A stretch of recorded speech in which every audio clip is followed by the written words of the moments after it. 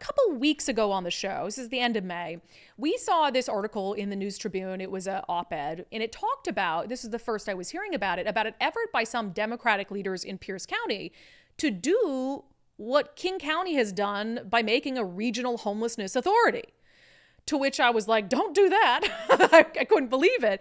And actually, the News Tribune did this article that was critical of it too. It said, why will it take 2 more years and $1 million to create a regional group to address homelessness? And in this article, and as we discussed on the show at the end of May, they were talking about some of the concerns that, hey, you're spending all this money toward basically government bureaucracy and trying to get this thing off the ground, and it's going to take you years, and that money could be going to help people who are suffering on our streets right now. So very similar criticisms to what we're now seeing play out in King County with the failed regional homelessness authority that even some Democrats think it's time to fold. You're talking about an entity that's spent hundreds of millions of dollars only for homelessness to go up 21% year over year. So we saw that, and my message at the end of May was, Pierce County, don't do that. Don't do that. And then I saw Pierce County Executive Bruce Dammeier at an event. He said, I listened to your show, and I just want you to know I don't support this effort. This is being pushed by some Democrats on the county council. I don't support what they're trying to do. And he said that they have some other initiatives that are underway that he really does believe will work, and he's hoping he can convince Democrats to focus on what is proven to work in other areas and not to focus on things that have been proven failures in other areas like King County. So Bruce Dammeier is nice enough to join us on the show today to talk about all of it. Bruce Dammeier, welcome back to Undivided. Great to be with you, Brandi. Yeah, we were talking about your county the other day, and you, and you pinged me and said, hey, FYI, I don't support that. And so I was like, well, come on and talk about it. So there is an effort from some Democrats in Pierce County to push through what seems to me to be the same thing as the King County Regional Homelessness Authority, which has been a complete failure. So can you talk about what the Democrats in Pierce County want to create on the homeless front? Talking about creating what they call a unified regional authority, URA, for homelessness. The theoretical concept is that we work together. We need to collaborate on this, which I agree with, and we're already doing with many of our cities. But this envisions a whole nother kind of layer of government and a whole nother layer of people weighing in on the decisions. And my fundamental concern is that, not unlike what we've seen in Seattle and King County, that it will make the system less responsive and accountable, and won't get the results. And we need to be, particularly on chronic homelessness, we need to be laser focused on results and accountability. How far has it gotten beyond like their fever dream of what they want to do with homelessness? I mean, how much has money been spent on this idea, et cetera? So they have had an initial coordination meeting. They budgeted, and it went through in our budget. I don't have line item veto. So they budgeted $1 million for a consultant to bring this group together. And of course, as I see your reaction, right, we all think, well, couldn't you use that $1 million and actually get services to people who are currently chronically homeless? Yes, and that's what I think we should have done. They also are trying to morph an existing body into a little bit to kind of make this version light. So I'm frustrated because the Democrats on the council, the majority, tend to just add more process steps, and which diffuses accountability and responsibility, which is never a good thing. Yeah, I have to laugh at the consultant thing. And you're right. It's just like, if I hear the word consultant one more freaking time when we talk about people who are dying on the streets and how we're going to help them, I'll lose my mind. But it just shows the problem that you're worried about, that I share your concern about. This is going to be just more government bureaucracy, and it's not going to result in more people getting help. So the natural question is, so what do you think is the better alternative when you say we want to work together, right? But we can't create this bureaucratic industrial complex? So a great question, and I totally agree. We've been working to partner with our local cities. We partnered with Tacoma, with Lakewood, with Puyallup, with Fife on a variety of issues. But the most exciting thing that we have going here right now is the creation of what we're calling the Good Neighbor Village. It is a public-private partnership with the Tacoma Rescue Mission, who has been the longest serving, more than 100 years of serving for the most vulnerable in Pierce County, and very effectively. And we're modeling based on a very successful operation in Austin, Texas, called the Community First Village. Their fundamental concept is you need to bring people into community, into relationships. You've got to expect them to you want them to get well. They have to work and they have to pay rent to the degree that they can, but you're helping them get restored to kind of dignity with some hope and purpose for their lives, something that we haven't seen anything remotely like it up here in Washington. And we're moving forward with that. And by the way, the city of Lakewood is partnering with us in that. They have contributed money. We have contributed kind of one-time federal money. It's now been through the initial permitting. It is moving forward against a lot of, you can understand there were some local neighbors that were in opposition. They're fearful of what they see on the streets. That's not what it will be.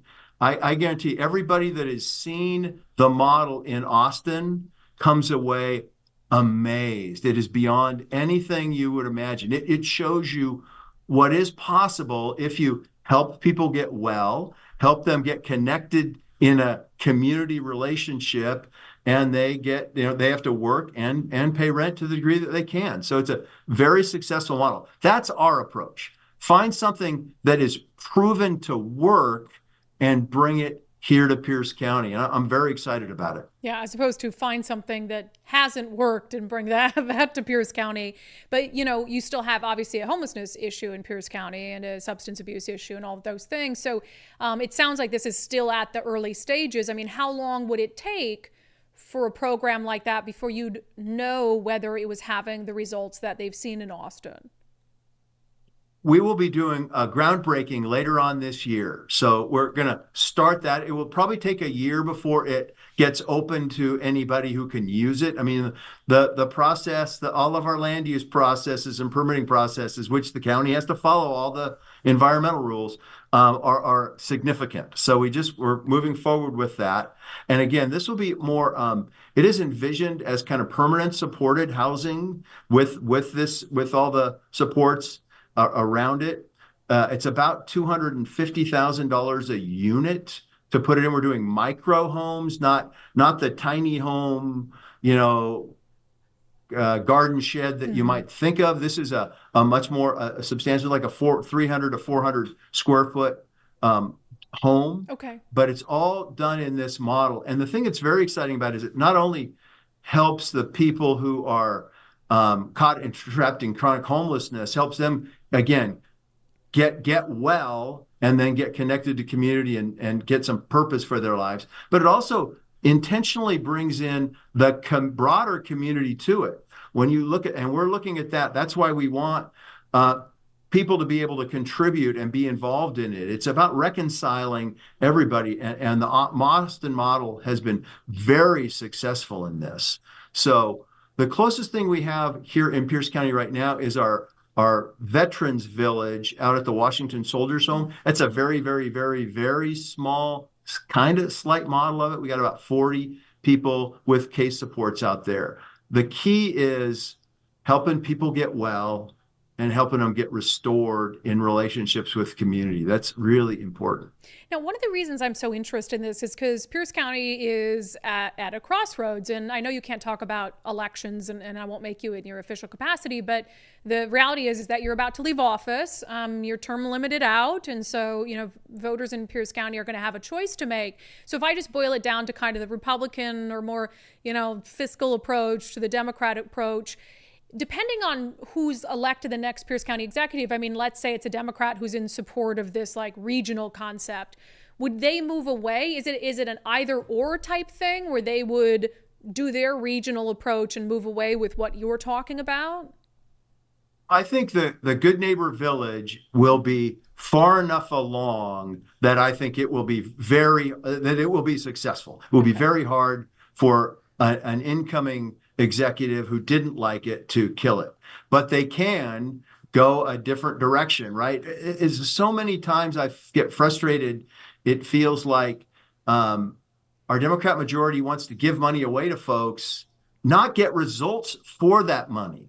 One of the things that we've been really focusing on and trying to build into even our human services contract, particularly those dealing with chronically homeless, are accountability measures into the contracts. And we've been doing that. And when we've got cases where folks haven't been delivering on what the contract required, and we've ended those contracts, you will see our first provider scorecards out publicly where we're kind of evaluating in a public way our various providers based on their contract requirements. It's not perfect yet, but that's the kind of approach that we have taken. We need to have expectations of we've got some great providers down here, but we need to have expectations of them. They got to have contract measures that they're held accountable to. The people of Pierce County expect that their taxpayer resources will be used for a result and get something done, not just funding somebody who may happen to be somebody's friend. Yeah, funding six-figure salaries and stuff. And what you say, it bothers me that like this is deemed controversial. For people who care about helping the homeless, wanting accountability for that spending should be top of the list, because you should want to know, right, that, hey, that money is not going to some bloated government salary. It's actually going to help people on the streets. And we know that they're doing what they're supposed to do. So are you fearful, I guess, and I'll give my opinions about the election on the back end after we hang up with you, but are you fearful that some of that progress and some of those things that have been put in place to have accountability for that spending might go away?